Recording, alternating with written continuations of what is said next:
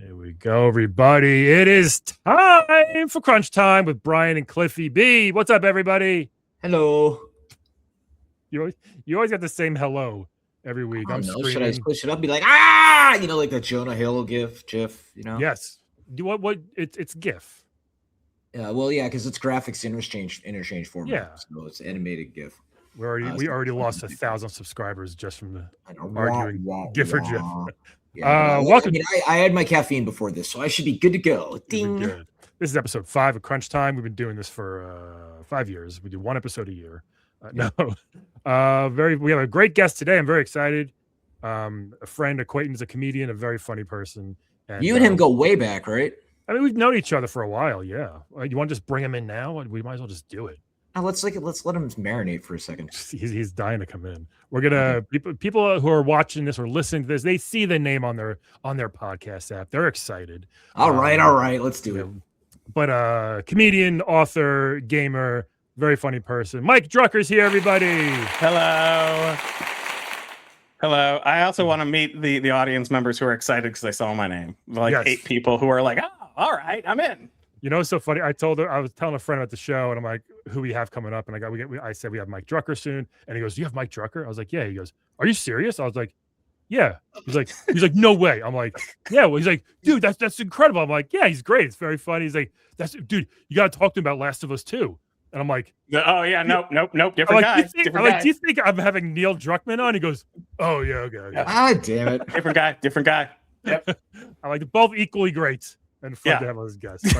What's up, man? Thanks for coming on the show. Yeah, of course. I can talk about The Last of Us 2 and pretend I developed it. I'm more than happy to make But you brought Mike up. Mike was like, no shit. And then you're like, I'm more excited to talk to Drucker than Druckmann. So that's what we're gonna do today. Everybody. Yeah, until you get Druckmann, and then you're like, man, we finally got you. People used to be excited when they thought it was you. We're gonna wipe your episode just so no one confuses it with Neil's. We'll wipe it from the internet.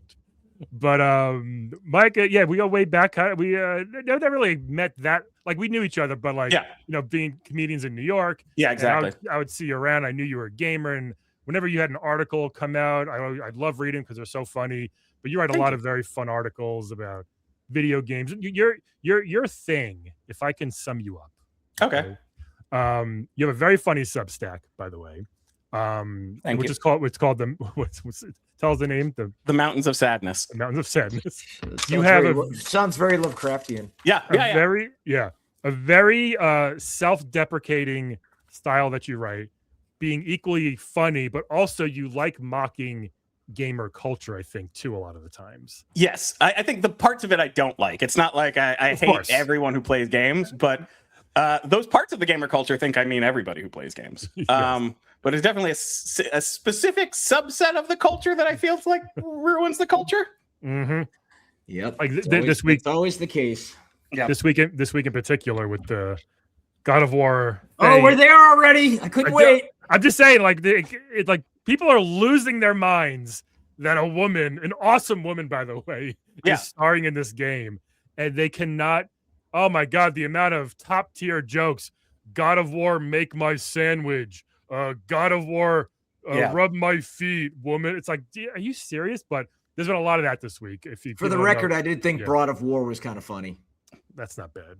I mean, but that's not bad. But it's just that's kind of a good name. It's not like insulting. It's not that insulting. Like if they called it that, you'd be like, all right, Sony. Yeah. Yeah, some guy had who does like kind of CG parodies of game. It was only on my phone, so it looked potato quality, but I couldn't tell. I need to look it up. He made like a version of the game, but like where she's like you're controlling both sticks to make her like inhale and exhale to give birth. Like all these like mini games. Her like doing dishes and shit. She's like rubbing his shoulders, like Kratos' shoulders. It's like you had 3 days to make. This is what you did for that, right? Exactly. Like that. This is what you spent your time on the last 3 days. Like you're insane. And at the end of the day, he clearly had time for it, and I guarantee he used AI. That sneaky bastard. Oh, probably. Yeah, probably. Also, people who are like mad at Debran Wool, who is one, an amazing actor, and two, loves games. Like, is an actual person who like does D&D podcasts and does gaming podcasts, and like just being mad at her for being the star of a game is so bizarre. It's so ridiculous. It's because she doesn't look like an anime character. she's like one of those beautiful people on Earth, but it's still like, well, you know. Well, you've seen all the Supergirl stuff, right? Like anytime there's a post about Supergirl, they always like, it looks like the feral kid from Road Warrior. It's like, shut the, like, you wish you could be in the same room with this woman. Always. It's fucking beautiful. Like, go back to the basement, you fucking troglodyte. It's always those dudes, though. It is always those dudes. Yeah, it's the whole like, I don't like her knees. 2 out of 10 wouldn't bang. Yeah, you're like, okay, well, she wouldn't look at you in human life, so yeah. I do a joke where I talk about how I love, my favorite thing about Republicans is how they try to pretend that AOC isn't hot as shit. Right. Yeah, good luck with that. Good luck with that. Sure.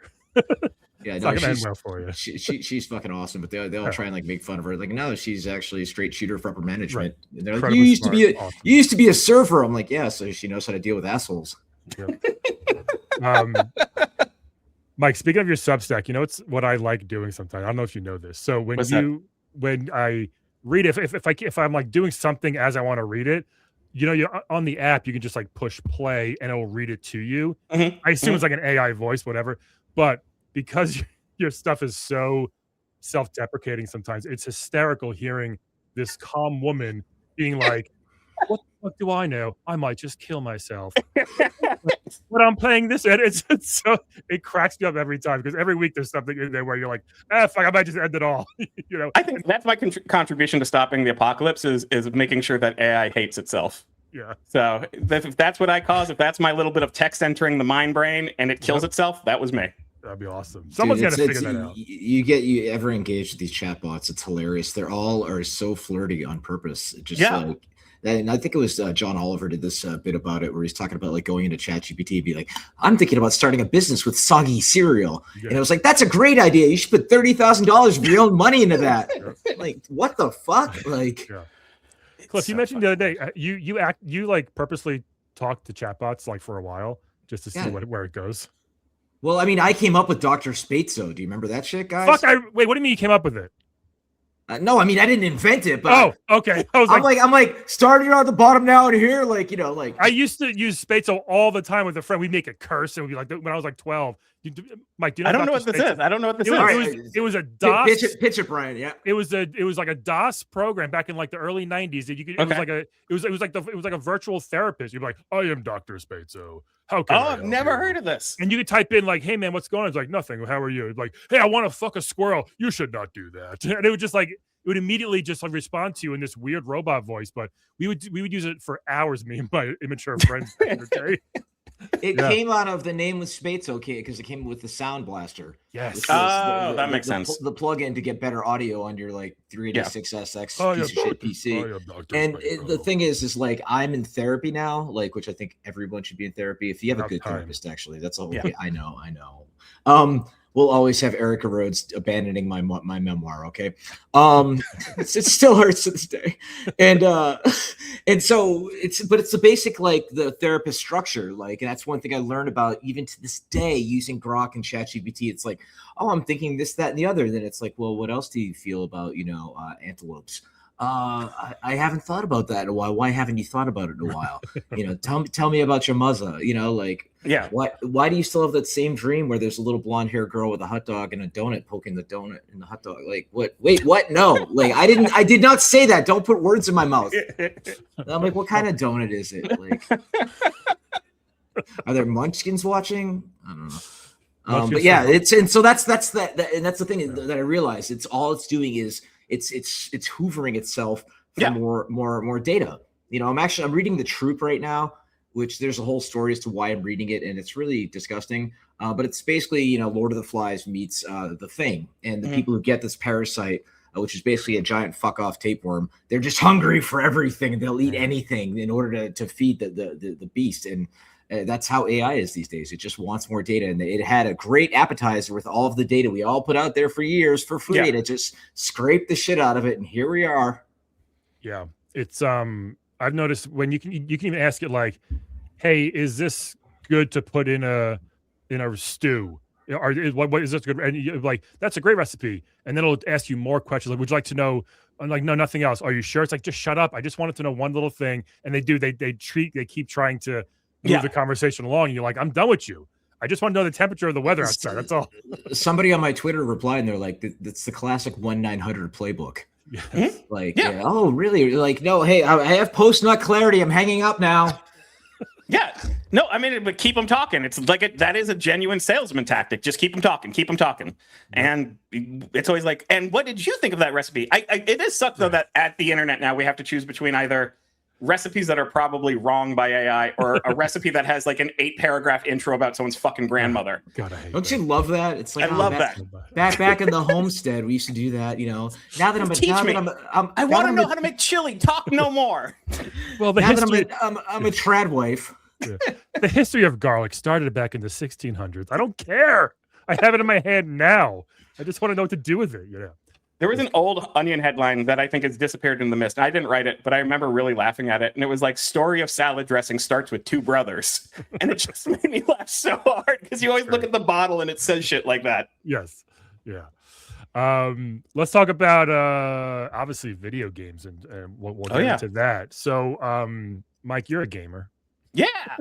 You consider yourself a gamer. What are you a real gamer?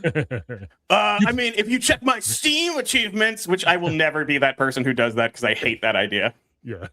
What's Mario's inseam? Yeah. What's Mario's inseam? Well, it depends. We're talking Mario 3, we're talking Mario Galaxy. It's different, okay? You don't even know the difference, you fucking faker. Does he have the cape? Can he fly? Because that reduces his density by 13%. My mom says the 3D ones don't count. It's lower poly, so it's not as fat. What is you wrote for some games as well? Yeah. Like, famously Kid Icarus is let's get into that. I worked in localization for Nintendo of America for about 2 or 3 years, and that sounds terrible. It was actually great. I loved it. It was a great company. I loved being there. The only downside to Nintendo is that at least in the area I was in the treehouse, which is sort of like the kingdom of heaven, is that nobody's fired and nobody ever leaves, which means that the job you get is the job you're going to be doing for a decade and a half. Now, you'll make more money. It's not like they freeze you into one thing, but it's a place that you get to keep doing things, but it's not really a place you get to grow a lot because nobody's leaving, because it's one of the few jobs in video games that ain't firing people. Yeah. But I really like you have tenure, like. I think with the treehouse, it's just sort of like, because you're in a position that's like a skilled position and they've built a lot of trust in you to do this, and you're doing a lot of interaction with the Japanese teams at NCL. I think that there's a little more like institutional belief that we want to keep you there. You know, like we found someone who can do this job, who is good at communicating with other teams in other languages, whether that be through a translator or not, and is not going to lose their fucking mind when they meet one of these people. Which I found out after I interviewed was one of the criteria for hiring, was on the interview just not being weird about Nintendo. Yeah. That's probably hard to do that. I mean, being a big fan, like, was that hard to subdue or not kind of like, yeah. It's more like they want to make sure that when you talk about it, you are knowledgeable, but you're not on the interview being like, oh my God, I love you. I worship you so much. Like, you were like, I'm just like freaking out right now. I'm talking to you, because they know that you're going to be meeting with, back then, Awada was still alive, and like you'd have to, sometimes interact with him, and they didn't want someone who's going to start weeping in front of Miyamoto, even if you wanted to, just because these are Japanese businessmen in their 60s who do not want to see an American man weep in front of them. It's not like, BioBilly was actually a pretty good game. Like, you're really trying to sell it to them. Like, I really liked it. I will say the best part of Nintendo of America when I was there, though, is each conference room was named after a game. And I was there in the late Wii era, so they still had some GameCube game named Office Spaces, and there was a conference room called Eternal Darkness. And it was such a funny place to get your meeting scheduled in. And it was a very bright room. There was windows out into a very nice lawn, but it was like you have a 10 a.m. booked in Eternal Darkness. Oh, that's then great. The music cues up, "Hello, darkness, my old friend." Sorry, I started each meeting. Some guy comes out, just all somber. Yeah. What would be some other funny Nintendo? Yeah, I want to know more. Themed rooms. What would be some good ones? Yeah. I mean, I think there was like your usual like Donkey Kong, Mario, like Yoshi's Island might have been its own conference room. They when I got there, it was a new building. They just demolished the old building and actually replaced it with a soccer pitch that they called Hyrule Field, which I thought was very clever. Was that very clever? Was there a SCAT conference room from the game Scat? This special cybernetic attack force. No, there was not. Oh man, that would be perfect. I think they dropped the ball on not having a scat conference room. That was the executive washroom. No, they didn't have that. They didn't have that. I've never heard of that game. Oh yeah, it's a classic Nintendo. I guess a shoot 'em up, a horizontal shoot 'em up kind of. Is right? it on your emulator so we can play it in the next retro bits? I mean, maybe it's not a bad game. It's just named after shit. That's all. You know? I feel like I played it. I just don't remember anything. They pitched it and they set the expectations. You're like a flying guy, and you fly, and you have like a gun. It's just like a very slow moving horizontal shmup kind of. And I think you go up and down too. But yeah, it's just kind of like it's like Legendary Wings in a way, like sort of. Okay. Like how Yeah. Legendary Wings wasn't bad. Wasn't bad. Now you got to work on Kid Icarus Uprising for the 3DS. A very hard game to find, by the way. It's a very expensive, rare game. It is. I don't make any money on it, but yeah, it is. I think like last time I was super depressed a couple years ago, I bought myself like one of those graded copies of it, and it was more expensive than I wanted it to be. And I think if I hadn't worked on it, I would not have done that at all, even though I liked the game. But I was like, this game, like, it is a game that when it came out, I was already gone from Nintendo. And I remember at the time when it came out, I'd being like, okay, maybe no one, it didn't get bad reviews, but I was like, maybe there's one of those games that just comes out and nobody really notices it. And, that's the way of the world. And it felt like it has gained a reputation over the last 15 years that it did not have upon release, which I'm very happy with. Yeah. That happens with movies like Wet Hot American Summer, things like, it happens all the time. Yeah. Things like that. I never played it, but I looked up the videos on YouTube and it kind of had that Panzer Dragoon, like kind of on rails, but not kind of vibe. Yeah. Yeah. It's also there's a video of him just rolling and rolling and rolling. Yeah. Yeah. It does have a lot of that in its DNA. Yeah. A lot of rolling. So what are you playing now? Anything good or particular? I'm playing I've been playing a lot of the Slay the Spire 2 in early access, which has sort of been my 15 minutes before I gotta go out of the apartment type game. Yeah. Where you're kind of like it's not like I'm gonna spend 2 hours on this, but it is nice. I've been playing First Light, which I've been really liking. I'm not even a big James Bond guy. Like I like James Bond, but I've never been like new James Bond in the theaters, gotta see it. And it's maybe one of my favorite James Bond stories I've played in a long time. Or like James Bond stories of any media that I've experienced. I've just really been having a good time with it. And I'm still finishing up Dragon Quest 7 Reimagined, which I probably will never finish, as with 90% of Dragon Quest games I play, where I get to right about the end and then for some reason don't finish it. Have you tried Mina the Hollower yet? I have it, and I played the first hour of it, and it's just like I have so much other things going on in my backlog that it is now in the backlog. It's so hard. Like it sounds hard. It's great, but it's like, God damn, this is hard. Like Brian, get good. I can't. I'm not good anymore. I'm just not good anymore. I realize. I put a few hours into it, and the key is to keep your distance from the enemies, and they time it perfectly when you have that little mace where if you get aggro, not the shield guys, the other guys, you have to just get the first tap right when they're just within 2 pixels, and then blah blah blah, and then get that axe, which very much feels like Castlevania, where you kind of lob the axe at them, and so then when you have to master the whole like burrow, and then right when you come up, jump over the so you could those 2 tile holes and things like that.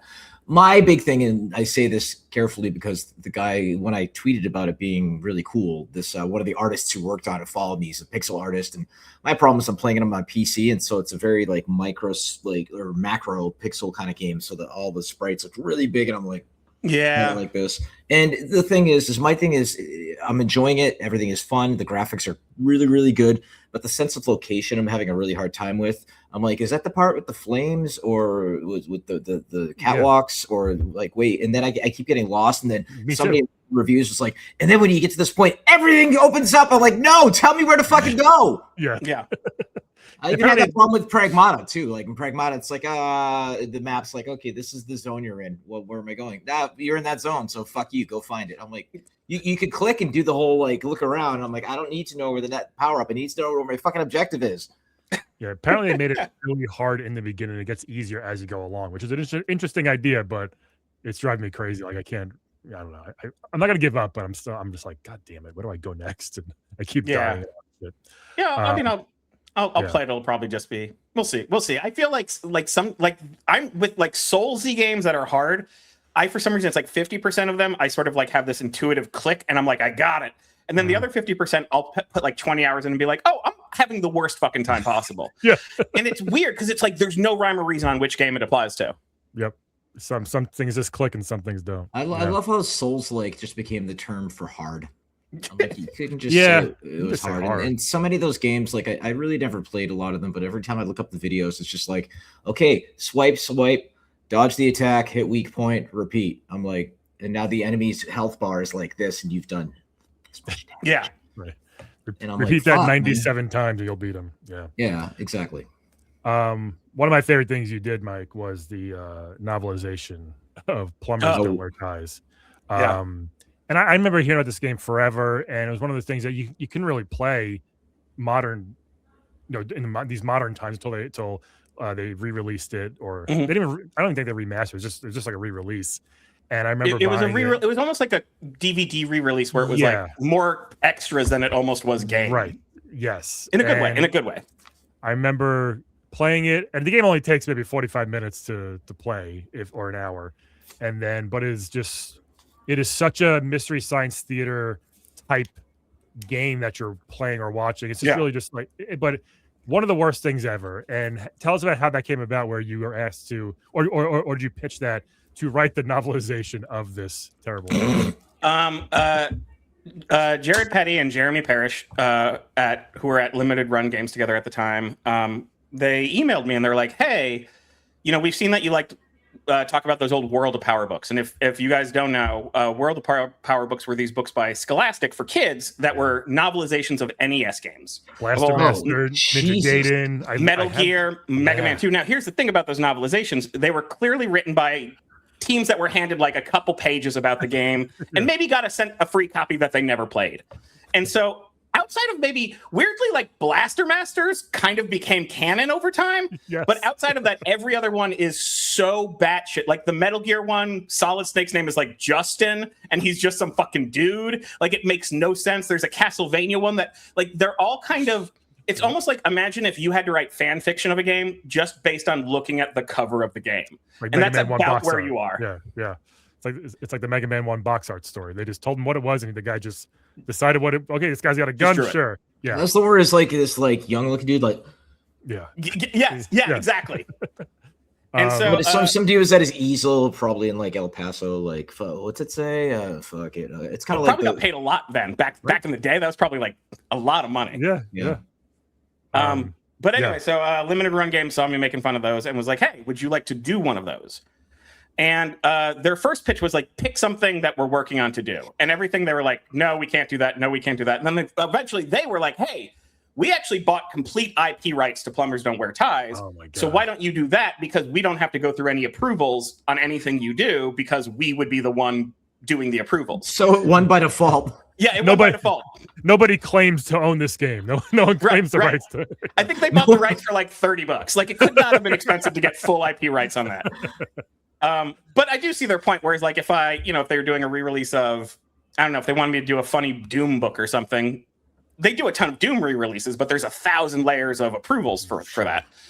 Whereas for Plumbers Don't Wear Ties, I just literally the book I wrote outside of copywriting fixes is the book that they fucking published. Yeah. And it's just me making fun of the game. It's just me saying how bad the game is. It's me at certain points saying I'm not going to say this part of the game because it's so bad. I'm just going to skip around it and tell a different story.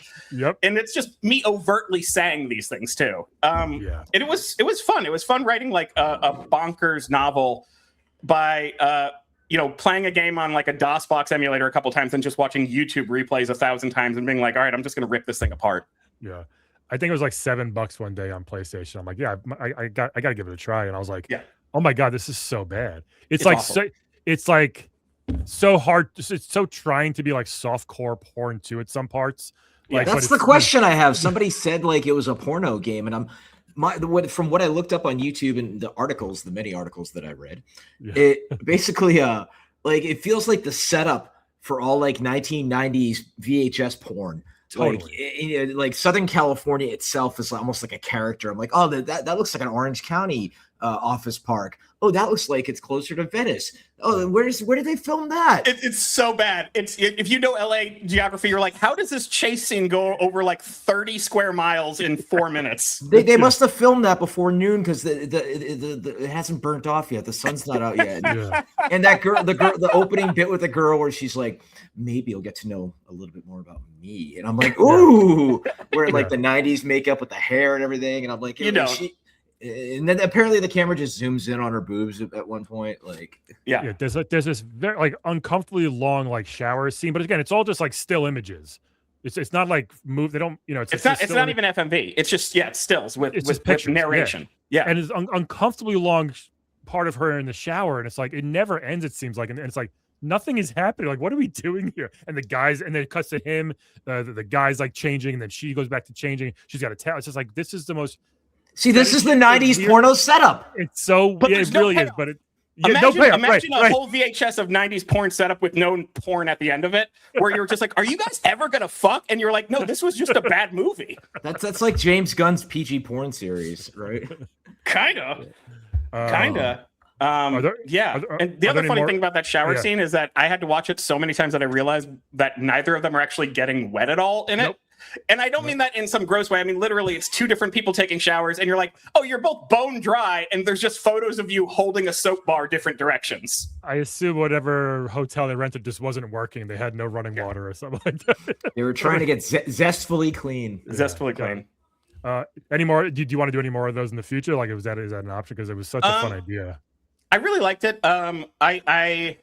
I think it sold for limited run games whatever the opposite of hotcakes is. Like, it sold like cold cakes. Because I think that people are like, do I want to buy a novelization of the worst game of all time? Yeah. Maybe.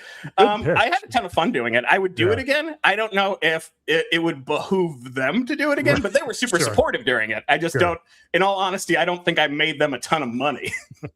What could be some other games that would be good? Like, I mean, oh man, which is a good segue to the next thing we can talk about, which is shit arcade. Shit arcade, yeah. So like, it's probably anyway. So let's talk about that for a second. So back like it was like a year or two before COVID when I got like the mini Nintendo, the classic Nintendo thing they released, or maybe 2017, I guess, I don't know when it was. And then I modded that, and then it's just like my first jump into emulation, pretty much, when I found out people could put every game. I put every Nintendo game on this thing. I was just like, oh my god, this is crazy, right? And you start playing them, and very quickly you realize, wait, a lot of these games are pretty bad. Like, you remember them more fondly than what they actually are. And I started playing really these terrible games, and I got really into like RetroPies and things like that. And then I had the idea for that show, which I did at QED in Queens, to play really bad video games with the crowd. And then you do a show, basically the same thing, called Shit Arcade, which I love that name. Where you play, like, tell us how, because I never actually went to yours. Tell us how yours plays out. We kind of like sit in a panel, we play the game, riff on them. How does yours play out, or is it similar way, I assume, with the crowd? Or it's kind of it's sort of like I will host, so I'm usually at a podium, and then we have, depending on the show, like when we did the Netflix is a Joke festival the other year, and we had like 6 people on stage, 6 comedians, because we had a big stage, and we wanted a lot of cool people. And so, and when those are on, it's usually like I'll host, and everyone's on stage at the same time, but I'm not playing. I'm usually talking about the game. I'm giving a little history about the game. I'm the one who's like, we've seen enough of this, or you two, you're going to play each other on Shaq Fu. And so it's sort of like organized chaos. When I do it in comedy festivals, it's usually a smaller group of comedians, because usually I have a smaller stage to work with. And so, like I'll pick about, 3 to 5 bad games, depending on what I want to do with them. And I basically tell the comedians beforehand what games we'll be playing, but a lot of comedians that I have on the show don't even like games, which is also good, because when you see someone who's bad at playing games frustrated with a game, it's also funny. Yes. And then I play it, and usually I try to do a span of years. There's a lot of great old Famicom games. Like there's a game called A Week of Garfield, which is a Japanese only Garfield game that is near impossible. I gotta try that. And it just is so punishing, and it looks so happy, but it's such a mean game. Yeah. But like things like Wayne's World, LSD Simulator for PlayStation 1, which is another Japanese game. Wait, what? There was an LSD simulator, which is kind of like a walking simulator. That it was almost like a interactive Winamp visualizer. Like that's about as best as I can describe it. It kicks the llama's ass. It kicks the llama's ass. Yeah. And so like, just Austin Powers for Game Boy Color, which there were 2 Austin Powers games made by Rockstar Games. One was like a pocket organizer, like whatever that thing is, right? They were both pocket organizers, but one was Dr. Evil themed and one was Austin Powers themed. And they were almost the identical exact same thing. Can you imagine like your parents, my son likes Austin Powers, and you bring that home and it's just like, what the fuck is this, Mom? Like, what are you doing? This isn't a game. It's no Britney Spears dance game. We just played the Britney's Dance Beat for Game Boy. I played that one. I've played that one. Yeah, we I don't know if you've ever done a big crowd pleaser that almost becomes demanded at my show is Beat 'em and Eat 'em or Custer's Revenge for the Atari 2600. Custer's Revenge is often requested. And I've had Beat 'em and Eat 'em requested. The reason I haven't done those yet is I have had some people bring their kids to the show, and so I've been like, I can have people swear. It's weird, like in my mind, I'm like, okay, a Genesis game with violence and people swearing, I'm fine with. But a game about like maybe raping a woman, I'm kind of like, I don't know. I know it's like, Atari 2600, right? But I feel weird when there's like a 10-year-old there watching it. Sure, that makes sense. Yeah, when we do it, we pass around the controller and we try to whoever can get the high score.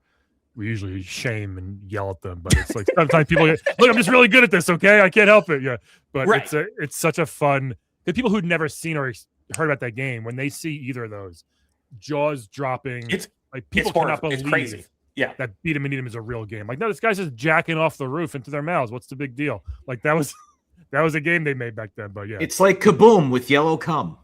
Yes, basically. But he's dehydrated, You're exactly correct. That's all it is. What was the worst game you ever played at your show? Or even a couple? The worst game I ever tried to play at my show was I thought it would be funny to make them play with the Game Boy Spanish to English translator app that was just on a cartridge. And I realized that was so boring that it was not a good idea to put on a bad game show. Because it wasn't a game, and I think it was like my second or third time I'd been doing it, so it was like 2017 or 18. And I just remember being like, oh, this will be funny. And it was dead silence for like 3 minutes. And I was like, let's never do this one again. No mas. Yeah, sometimes I've done that too, where it's like you pick something that's so bad and it's like nobody's having fun. Like it's not even like in a fun, awkward way. It's like, no, this is just super boring. Like, yes. Please move on to the next game. Like it's almost like you want a game that's bad enough where everyone can see it and go, oh, that's bad, but also the audience can be engaged enough where they think that they could figure out how to get past this if they just shout the right thing. Yes. That's the other thing I kind of like about that show is it's one of the few comedy shows where when audiences are shouting, usually it's like actually a good emotional boost to it. Yeah, you know what I mean? It's almost like a sporting event where people are like, jump, no, go up there, go up there. We've had the crowd get invested to like the game is shitty, the level's really hard, and then when the person finally gets past, everyone's like, oh, so it's great. The two I can remember is Pit Fighter for Super Nintendo. We tried the other day on our show last month, and then the terrible Batman Forever game that was made by the Mortal Kombat suit, which is one of the worst games I've ever seen. I can't make it past that first screen. I don't know what to do, or like it's a second screen. I have no idea. And then one time, somebody finally just because you push select to shoot your batarang, not Y, X, or B or A, select, and which nobody ever does. And the whole place went, "Oh my god!" Like freaked out one time. And wasn't it that mystery dude that always shows up and always like knows the secret thing? There's one guy who knows every little trick. We played Baby. It's so great. And he's just like, actually, you push LR and up to do an uppercut, and it's like, what? And we did it. Yeah, that's how you beat Bebe's Kids. You have to do a secret uppercut, which they don't tell. Oh my god, we did Bebe's Kids once, and having to explain to an audience what Bebe's Kids was, and we don't die, we multiply. Like you got to go through a whole thing.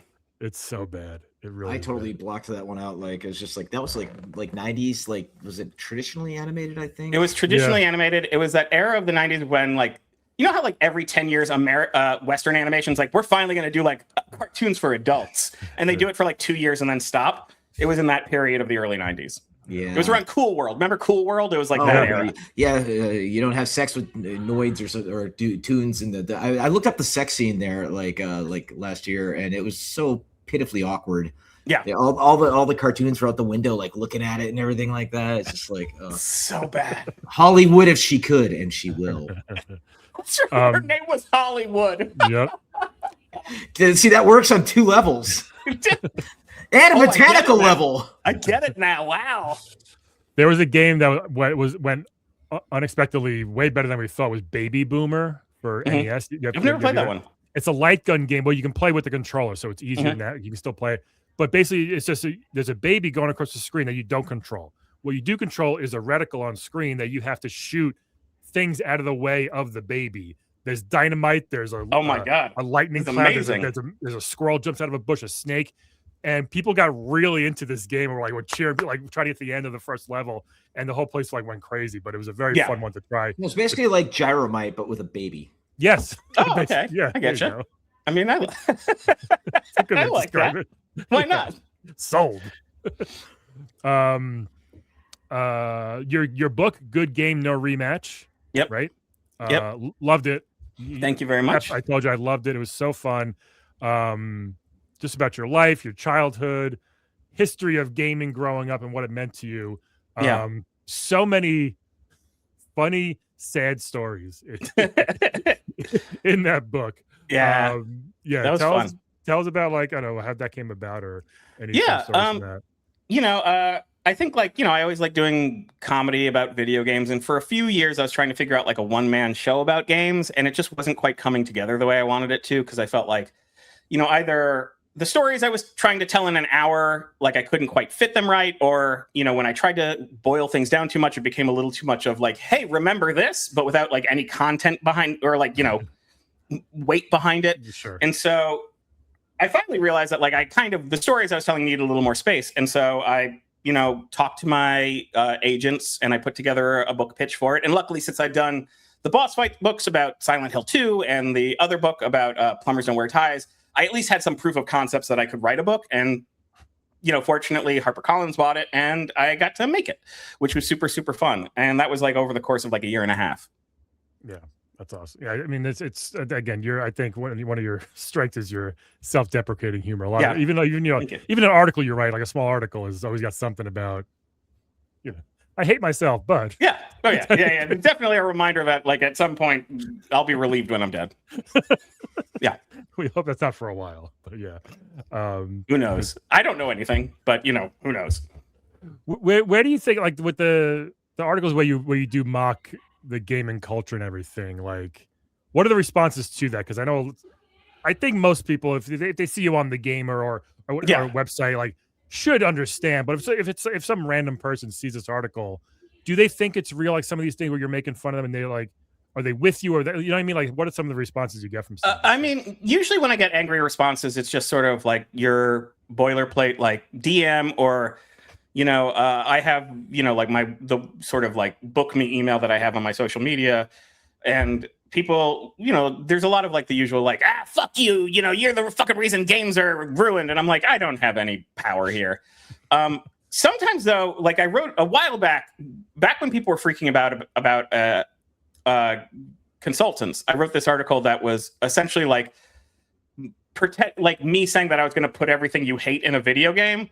Yeah. But the whole point of the article is how powerless consultants are, and how the idea that some 23-year-old consultant is going to change the direction of a AAA game that cost $100 million to make, that they're going to somehow change the entire creative direction of it. Yeah. And that article was taken at face value as if I was a consultant putting in things in games. And I was I joked that I was going to put a South American feminist activist in Grand Theft Auto 6. Do you think I could actually do that? They thought I was serious. Yeah. And there was an entire Reddit thread where they were trying to look for those things that I'd said. Oh my God. And it was oh, you actually thought I was just admitting to you what I've done in real life, and you didn't realize that this was a bit. And I actually had a friend from high school who kind of yelled at me about it, who thought I was being serious and kind of was hey man, I love you, but you're the reason that there's a problem right now. And I'm no man, I didn't do this. People just didn't understand the power of satire. Maybe it wasn't great satire, but it wasn't even hey man, you just fucking missed the point of this. It was really there were some people that were see, this is exactly what we're talking about. At least he admits it. And it's Jesus Christ. Cliff, did you have any of that? Did you have any of that stuff when you were making games? Any weird consultants try to tell you, well, do this instead type of thing? We just made whatever the fuck we wanted to. Hell yeah. I mean, we're in the era of what Sweet Baby Inc. and all that stuff. It's if you show me a game designer that doesn't know what they want to make, he, she, they, whatever, then you have a shitty game designer. I'm sorry. Like, I have some ideas right now and I'm approaching people. I'm like, here's what I want to do. A, B, and C. You don't like it. Fuck off. We don't work together. Yeah. It's that. Then you just, you bring in, it's kind of like the efficiency experts in Office Space, like we're just going to bring in these outside. Sure, dude. Yeah. Yeah. Have fun with that. What is it that you do here? Like, yeah. Absolutely nothing. A straight shooter for upper management right here. No, I mean, we never really did any of that. And I don't know why this has become like a thing. Like, because this is part of the ongoing culture war that we're dealing with online on a day-to-day basis, diversity. I think it's a good thing. And if I want to put a black character in my game, I'm going to do it. I don't need a third party to pay to tell me that black people like to play video games. Like, Jesus Christ. It's like, that's the whole thing I joke about Tyler Perry being rich as fuck. It's like, hey, black people like movies too. Holy shit. There's a concept. Why do you think, Mike or Cliff, why do you think gamers why do they hate games so much? They feel like they're losing everything right now. Yeah. And they feel like Japan is the only one that gets it. They feel like Western developers don't get it these days. And I don't understand where a lot of that comes from. They want their main female leads to always be total fuck towels. And that's, it's up to the creative to create what kind of protagonist they want to, male, female, whatever. And there's just this whole, if we give an inch, then they're going to take everything, and them being the radical left and all of that. It's like, I always believe the market will bear what the market will bear. If the game is great and people won't care what the characters are, what their story is, as long as the game is interesting and compelling. All that stuff, only becomes an issue if the game isn't fun. Mm-hmm. Yeah. I think for a lot of these people, it's also like, and I know this is a cliche, but I do think there's a truth to it where, your favorite SNL cast is always the cast that was when you were 13. I always say that. You know what I mean? And I think for a lot of video games, it's the same, where it's like, oh man, if we just went to the way things were when I was at my peak of, ability to believe in wonder, and I could understand these things, if things just hit me the same way Final Fantasy VI hit me when I was, 15, I would be fine. And it's like, well, things aren't going to hit you that way anymore, or things are going to hit you differently. And I think a lot of people just have trouble accepting that, and they try to think, no, the world must have changed. I didn't change. And I think it's a combination of the two. The world changes and you change. It's so funny you mentioned that, because one of our prior guests was another writer, creative, Tom Bissell, who worked on Gears 4 and 5, and he made a very similar point.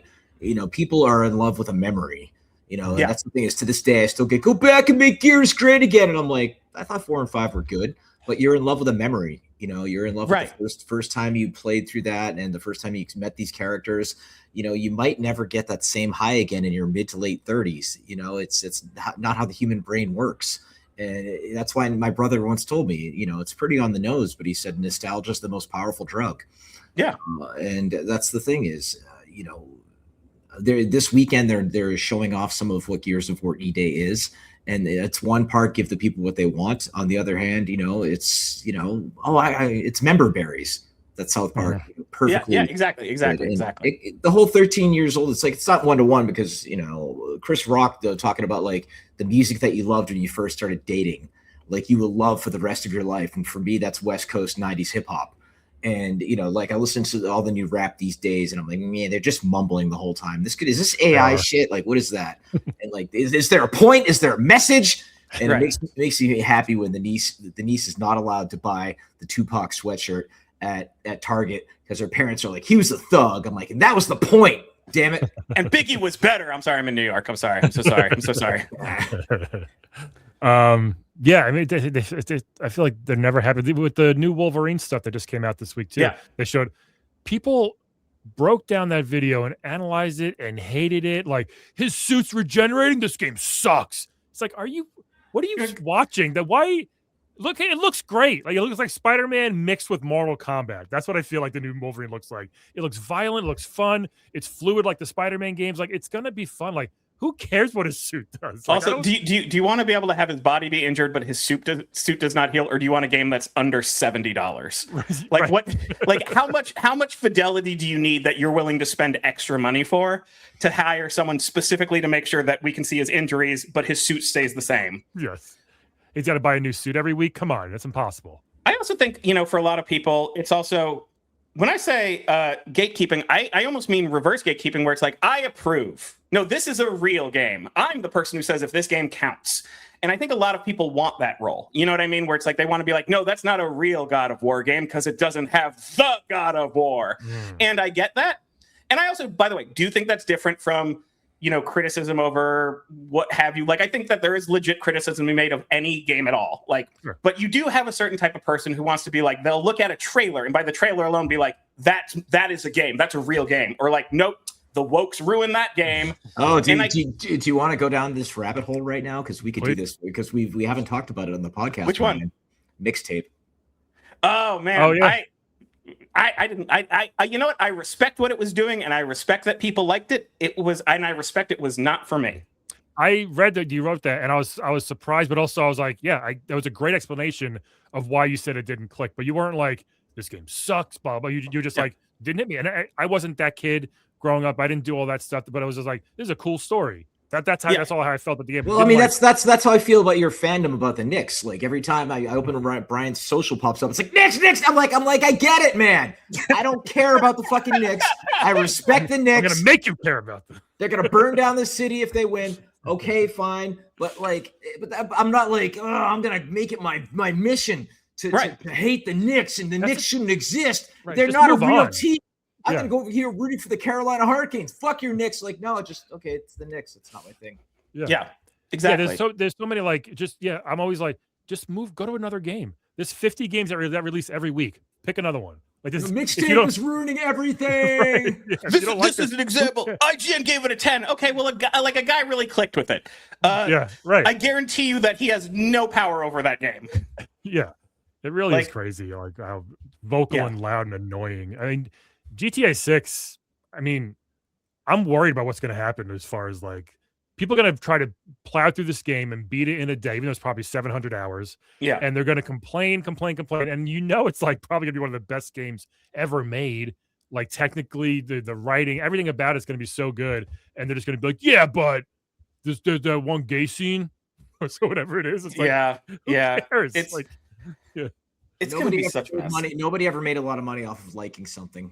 It's not cool to like things, and now we're in the era of rage bait and bots and hot takes. Something this is great, and then there's the actually guy. Well, nah, I didn't like it. Oh, what is it? This guy's got a take. Let's see what he has to say. And let's give him his own show. And then I mean that's the thing is one of the YouTube channels I do watch is the Critical Drinker, and he's a total cunt, and I can say that because I have Irish friends and. Occasionally he does make a good point. I'm like, okay, that's a good point. And then he will like something. I'm like, wow, he actually likes this. I said actually like 16,000 times right there. But it's just, it's the contrarian has become the person who profits the most these days. Yeah. Speaking of liking things from your childhood, did you see He-Man yet this week? No. Is it already out? I thought it was out. I guess it is out. It's Friday.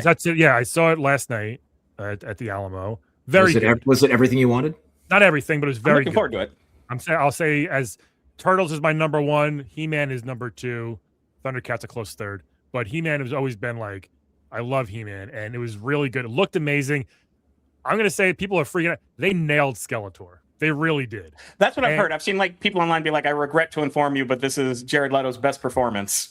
It's hysterical because look, he's a weirdo. Skeletor's a weirdo. Why wouldn't this work? You know what I mean? Yeah. But apparently he's mad because they're not letting him do promo for the movie because he doesn't like what they did for some reason. But he really did a great job. Like Skeletor he's a buffoon character in the Frank Langella version from 1988 with the Dolph Lundgren movie. He was very serious and mean and type of thing. But this one, he's got his buffoonery, he's got his evilness. It's a perfect mix. Everything looked really cool. Some things were a little forced, I can't even tell you how many, and this is true. Again, it's a kid's movie, but there was probably 9 or 10 fisting jokes because of Fisto, the character. Not even joke, like full on wink, wink, fisting, like joke. I was like, we get it. I mean, they even had that in Project Hail Mary, fist my bump.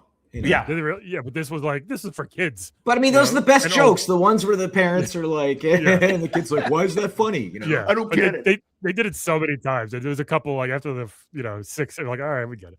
But overall, my main question though is Orko in it? I will not say anything. Okay, but yeah, overall, you liked it. Yeah, it was cool, and I think they, everybody looked like the action figure, and that's what you want. Yeah. In these, you want, like, remember like the original X-Men movies, like the first one they did, like they all wore just the same black suit. It's like, wait, no, we don't want that. Like these all looked like the action figures that I had as a kid. It was really, so that was a good thing. They I think, like you always say, Cliff, they gave us what they gave us what we want. It was it was definitely more corny than Mortal Kombat 2. Like there's some corny and cheesiness to this that MK2 didn't really have, I felt, but it was, they did a good job of it. Yeah, it was cool. Nice. Yeah, I think I definitely recommend if that's your thing, which it should be. It's fucking He-Man. Yeah, yeah. You know what? This week has gone by fast where I was like, I don't know what day it is anymore. Yeah. But I do want to see that. I do want to see that. I think you'll enjoy it. Yeah. There's not too much Earth stuff like there was in the 80s movie where they spent the entire fucking time on Earth for some reason. Yeah, you want to see probably budget, but you want to see Eternia. Same reason like the Mortal Kombat 1 was just mostly like not in the Outworld, because they didn't have the budget for it. Yeah. Yeah. I'm also glad though that like movies based on these properties are starting to trust the properties a lot more, like where we don't have to like I know people had mixed feelings about the Mario films, but what I liked about it was it wasn't like there's a prophecy and that's why power-ups work. And it's like, no, they just work. There's just power-ups, they go. And I like that video game movies are doing that now rather than needing to like build in all this like lore landfill to try to like make things make sense. Lore landfill. I love that. Do you know what I mean though? Yeah. Yeah. I think Zelda's might be a little heavy on that because it's going to be the more serious, like live action. This is a true tale of a hero type of movie. Well, that game has prophecies and shit, so that's a little more built into the DNA. Sure, yeah, but that should be. I mean, I love the Sonic movies and the Mario movies. Yeah, I knew exactly what I was going for, and as we said, give the people what they want.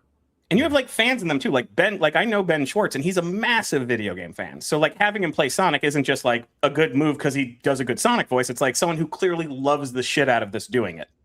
Yeah. I just auditioned to be in the new Turtles cartoon, and that would be like a fucking dream. Oh, nice. So, wait, who Bebop or Rocksteady? Yeah, exactly. That's totally what I was thinking. Well, it's so funny. So, like when I saw that they're doing Teeny Mutant Ninja Turtles, it's like it's a Nickelodeon show for kids, right? So they're not teenage, they're kids. So when I saw it, I was like, man, that'd be cool to like audition to be Shredder or something. And I got the Shredder and the Vernon Fenwick audition. So. Remember Vernon, the annoying camera guy that worked with April O'Neil in the cartoon? So that guy. So yeah, it would be awesome. We'll see. That'd be awesome. Yeah, that'd be a dream job right there. That'd be never insane. know. I'll put it out there. So did you ever see? I think it was somebody did the skit, middle-aged Ninja Turtles or something. Yeah, that was good. I think I saw a shirt, but I never saw the skit.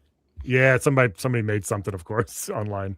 Yeah, we were at a party in LA, and a dude brought a date, and I was like, "Hi, what's your name?" She's like, "My name's April." I'm like, "Oh." She's like, "I'm April O'Neil." I'm like, "No, what?" Like the Ninja Turtles? Like, yeah. And I'm like, "No way." And she's, yeah. She's like this big, pretty little brunette thing. Yeah. And that's like my wife's like, "What do you do?" And she's like, "I'm an adult actress." And I'm like, okay. And so like we're in the cab on the way back to the hotel, and my wife and I are like, April, like, yep, no, and there's the jumpsuit, and up there goes the jumpsuit. Yep. And you go, April. That guy must be Rocksteady. Oh, he's gonna shred her. Oh, I cannot stand porn parodies. I just cannot stand them. I'm sorry. Like I understand. Like I just when I see live action people doing like being Mario and Peach, I'm like, get out of here. Get out of here. Come back to me when you're like a Boston employee or something. Get out of here. They did like Family Guy, and they had James Dean was who's the big hornball on that show? I can't remember his name right now. Quagmire. Quagmire go, and they had a shot of like James Dean going giggity. I'm just like, oh Jesus! Like who is this for? Yeah, I love that someone's like at their computer, like doing this, like, oh, let me edit this part out. Like they're doing, his dick's not big enough, right? Make it a little bigger. It's just like, what are you doing? What a time to be alive. Yeah. Yes. Let's do a couple of quick random questions. What's the worst game you've ever played, just in general, Mike? The worst game I've ever played. That's a tough question. It could be modern, it could be old, whatever. Yeah. God. The most disappointing game, because I won't say worst because I've played so many bad games, is it was a game I didn't quite enjoy and I still don't quite like, which was Solar Jetman. And I begged for it for the NES. I was a kid. I think I just liked the cover of it. And when I got it, it was, I don't know what it was that I was expecting, but it wasn't that. And I just remember unfairly hating that game as much as I did, but still carrying over dislike for that game. So that's probably, it has no reason to be the most disappointing game to me, but that's the one that pops into my head the most, where I was just like, why did I get this? I wasted a Christmas. Like, it was like that feeling. Well, that's the thing. Like, we didn't get every, like now we just buy whatever we want. Right. But back then, you know, once every few months, if that, you'd get a game maybe, or so like you better have liked that game you got. And if you didn't, you're like, fuck, I'm stuck with this shit for 6 months. Right. Yeah. And it's not a bad game. It's just arguably not a game that I wanted.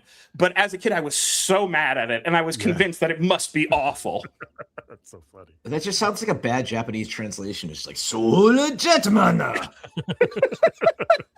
I'm gonna the second we finish here, I'm gonna go Google all this shit. Yeah. Cliff, do you have a really bad game that you remember? Oh, I thought I told you it was Athena on the Nintendo. Yeah, like I beat every fucking game, man. I was hardcore, and I could not beat that game just because it glitched out towards the end. Like sprites were flickering. Like I hit the Donkey Kong kill screen later in the game, and it was just like running at like seconds per frame at that point. Yeah. It was just the biggest pile of shit. You had like a weapon in the melee range was like 3 pixels. Yeah, I remember. Like we're here complaining about the mouse game right now. Which the weird name, but I hear it's selling well, so good for them. But yeah, and the thing was, you know, my happy moment was when we were flying to Southern California to visit my family when my mom eventually moved me out there. And my brother, I looked in his luggage, and he had bought me Strider for the Genesis. And I went and got the X-Acto blade that we had in the house, and I opened it, and I carefully took Strider out of the box, and I played level 1, and I put it back in. And he to this day still doesn't know that I played it. I'm gonna send this to him. So that's crazy. That's funny. Yep. It was like some Mission Impossible shit. Strider was the good version for Genesis. Yeah. Like you're sliding down the hill, everything's exploding. You're fighting a giant cybernetic gorilla. There's like Russians everywhere. That was back when you could have like games named Russian Attack. Get it? Yep. Yep. A modern game that I think is one of the worst is Balan Wonderworld or Wonderland. Did you play that? Oh my god! I think I bought it on a Steam sale for like $1 when it was like after it had already been like rejected by all of humanity. Yeah, that was a good game. Awful. Like it was the weirdest, and I'm all about weird games. This was just so bad. It was made by a Final Fantasy guy, I think, or like a pretty well known guy. Is it like an RPG? I don't.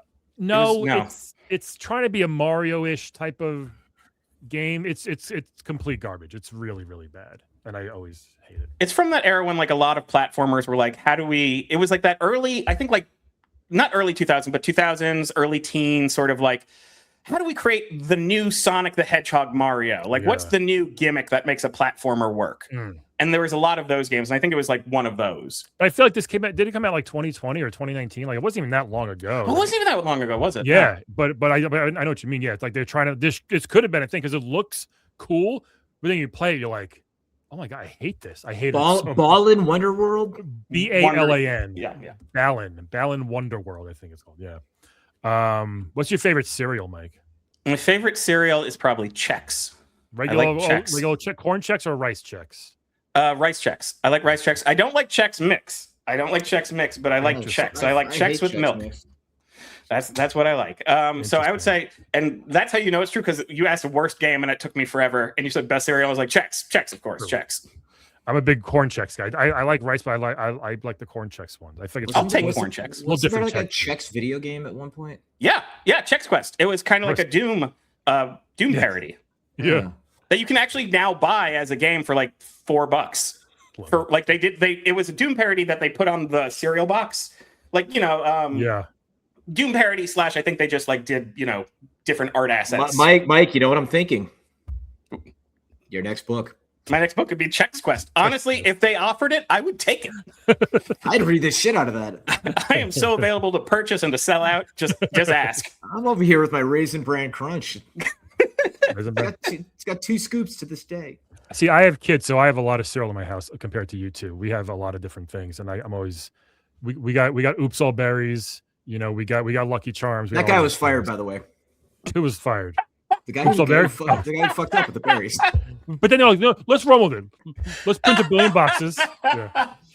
I'm Happy sorry, accident. That weirdly hit me in a weird way. He forgot to pull the lever. Yeah. Give me the man who did all berries.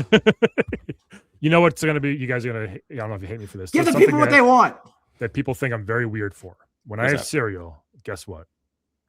No milk. Dry. Oh, that's like one step away from the girl in Get Out. What do you mean? That's how you knew she was a villain, the way she ate her cereal. Oh, yeah. Some cereal, but like Lucky Charms, no. Like I get like being like Cheerios because you've also raised children, so you probably had like a baggie of Cheerios around you for 10 years. Sure. But like no milk ever. No milk ever. Ever. Like I used to drink it on the side, like in a cup. You know, I wouldn't like put it in my mouth and then switch to I would drink the milk, swallow it, and then I would eat cereal dry. You should not let this info come out while you're auditioning for parts and shows. People always get weirded out when I say that. I'm like, I don't want mushy cereal. Mini wheats, no matter what it is. I want them dry, hard. I want to cut my throat. Did you say this on your first date? How long did it take you to reveal this before you trusted the woman that you married? Yeah. I think I told her a few years in, maybe. Yeah. Well, the first night she stayed over, we had some breakfast. She was, "What are you doing, you maniac?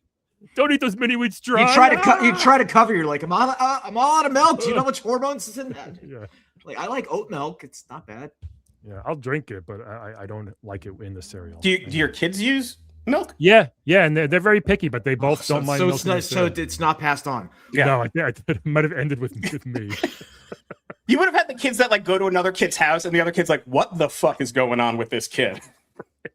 They're putting ketchup on their pizza? What? Like some weird thing. Yeah. You know, it's going to be ketchup on the hot dogs. Wait, that's normal. No. Which is?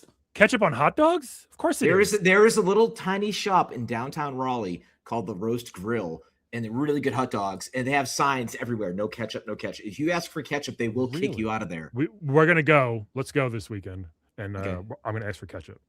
Okay, and I mean, we could film it and make it like it's just a prank, bro. We're gonna go viral for content. This guy asked for ketchup. You know, order like a shitty like ketchup outfit. You know. Yeah. Who did order for Heinz 57. Yeah, there you go. Get him out of here. Do you have a favorite candy if you go into a movie theater? It depends. It sort of depends. I like Raisinets. I like Reese's Pieces. It kind of feels like whatever I'm in the mood for. Raisinets is old school. Yeah. I tend to like things that you can like toss in your hand and toss in your mouth versus, I guess, what other candy is there? I don't know what the fuck I'm saying. A giant slice of pizza. It's a sentence as I was saying it, I realized how stupid that sentence was. Well, you don't like a big lollipop. Yeah, I don't want a giant lollipop like a ghost from 1890. Just sit there in the movie theater with the giant one, like put pigtails in, be like, yeah. Turn to someone next to me and be like, these back rooms sure are scary. Teal is so hot. You gotta, Mike. Desert Island. What video game for the rest of your life? Just one. Just one's a tough question. It might actually be The Sims 2. Just in case if I never, and my reasoning for that is if I never got to see another person for the rest of my life and I was just stuck on an island, I could at least build some sort of like pretend family in The Sims 2. And The Sims 2 is just my favorite in the series. It has That's the saddest thing I've heard all week. That's why we got him. That's why we got Mike. It's like you and Wilson in Castaway. Yeah, that's basically on Wilson The Sims. I'd create a family. I'd, ingratiate myself with them. And even though I was their god, I'd pretend I wasn't. And, that'd be pretty good. That's parenthood. I mean, it's like, I think like if I wasn't doing a sad answer, I'd be like, I don't know, like Sid Meier's Alpha Centauri. Like it might be like something like that. But like, I think in terms of what I would do if I actually were on an island, it would be like, well, I want to be able to pretend to have friends. Yeah. Well, if you were in an island in the near South America, maybe that Spanish to English Game Boy translator might be a good thing. That would be perfect. That would be perfect. Brush up on your skills in case someone comes to rescue you. You know what you're saying. Yeah. You know what you're talking about. Like, oh shit, it's only the conquistadors. What do I do? Ayúdame. Hold on. Just give me a second. A S. All I knew before was "Donde está cerveza." Did you ever use the Game Boy printer? Yeah, I did. Yeah. Did you have one? I did. I didn't have one. I've used them before, like at cons. I've seen them, and it's like, what a crazy way ahead of its time. Peripheral that thing was. Yeah, first time they were this big. The pictures, they were so tiny when they came out. Took 3 hours to print, but what a fun thing. Somebody out there probably modified those into little LSD tabs. Oh, probably. Or full, HD pictures by now or something like that. Nintendo should bring that back. If they made a printer for screenshots, who wouldn't buy that? Right? Yeah, I know I would actually. Speaking of, you like buying little arcades, little knickknacks and things like that. Do you have a couple of favorite ones that we can end soon? But sure, yeah. I have a little Street Fighter 2 machine that's about a foot tall that works. And I really love that because it looks exactly like the Street Fighter 2 machine that I played in 7-Eleven for the first time. Like it just looks like the exact machine I remember seeing that game on the first time. Yeah. And I have also like a 12-inch, not a video game, but one of those like Zoltan sort of like fortune teller big type things, which is just very fun to have in the middle of the night if like I'm working at my computer at night, but have the lights off and just have like that on. So that's good. And I have a very cool Space Invaders one that actually does the projection thing where it like is projecting the screen onto like a background the way that some of the old arcade machines did. That's cool. You know what I mean? Like it has that like screen. Yeah. And so that's really cool too. And I really like the game Space Invaders. I think that's my favorite classic arcade game just because of the purity of it. I think it was the first game I ever pplayed, if I remember. It was either that or Pitfall for the Atari, but I remember when I was like 3 or 4 playing Space Invaders. Yeah. Yeah. So those 3 I'd say are like the ones that I will also like pull out the most and play the most. Boom, boom, boom, boom, boom. Space Invaders music. Pew, pew, pew, yeah, it's terrifying. Done. So Mike, your book, Good Game, No Rematch. Mm-hmm. It's out everywhere. You can get out everywhere. Out and it should be out in every English-speaking country, including the UK if you're over there. It's also I do the audiobook, so if you love this voice, you can get 8.5 hours of it. And that was super fun doing the audiobook. So and also if we're doing plugs, if any of you folks are in the UK, I'm going to be at the Edinburgh Fringe Festival doing that show we've talked about, Shit Arcade, in almost all of August. You can check out dates. There's a chance in August I'll also be doing a London one, which I will be posting on social media if that comes together, but definitely in Edinburgh. So if you like watching bad video games, the lineup of comedians changes every night. We switch up the games every night. And so no two shows will be the same. So please come out. That's great. And do you bring the physical games or do you use an emulator for all? Because you do a lot of different systems as I do. I just use an emulator. It's much easier. I'm bringing a system with games, but I'm also bringing I'm bringing a Mister and a computer as a backup. So I sort of have like 2 fail safes. My intention is to use real video games, but knowing how travel shows can fall apart, I have backup. Plus, they have different plugs over there. Yes, they do. As many people have told me from England, as if I have never been to another country. Bring your own plug. How different here. Yes, I got it. Do you know the games you're going to do yet? Do you want to definitely doing. I mean, Shaq Fu going to do Time Killers on the, as they call it, Mega Drive. Mm-hmm. Probably going to do Mortal Kombat Mythologies. Yeah. There's a fighting game on Switch called Fight of Gods, where you have different gods that fight each other, including Santa Claus and Jesus Christ. And so you could have like Buddha fighting Jesus. And it's not played for laughs. It's just played as like a D-list fighting game. Yeah. But it actually kind of sounds cool. Yeah. It's almost like you're almost mad at it because it could have been cool if it just had like 10% more sauce in it. Right. Yeah. We haven't done Shaq Fu. I played the remastered one a couple of years ago. It's fine. It's pretty dumb. It's a dumb game. I want a version where like you're Shaq fighting normal sized people, but Shaq like he's out of frame. That would be kind of like that guy in Airplane, right? Where it's like, yep. Love it. Folks, check out Mike and all this stuff. What's your Twitter at Mike Drucker? At Mike Drucker, and on if you're on Blue Sky, just search the name Mike Drucker, and everything else is at Mike Drucker is dead. If that's Instagram, TikTok, yada yada. Yeah, subscribe to the Substack. It's very funny and sad at the same time. But thanks for joining us, man. This has been great. Thank you for having me. It's super fun. It's great to see you. And Cliff, any closing words? No, man. I think we're all authors here, correct? Yes. Yeah. Yay, author. We did it. Reading is good. And Mike did an episode of Playable Characters where you played a skeleton from Castlevania on my other podcast, and it was so so much fun. It was. Is the one who's throwing the bones at you? Yeah. Is it a metaphor for your self-hatred, Mike? Probably. I forget the details, but I'm sure that seeped in. Cool. Well, it was great meeting you outside of the shitty internet. Yes, you as well, man. You as well. I hope we get to hang out in person sometime. Absolutely, sir.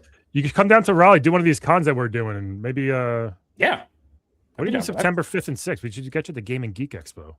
Yeah, we got enough time. Get cheap flights. Are you up in New York, you said? I'm up in New York, yeah. Oh, cool. Yeah, no, easy flight. We'll figure it out. Yeah, we'll figure it out. Awesome, cool. Man. Thanks, dude. I'll see you. Everybody else, thanks for watching and listening. And please make sure you tell all your friends. This has been Crunch Time with Brian and Cliffy B. And we'll talk to you next week, folks. Bye-bye. Bye. Bye.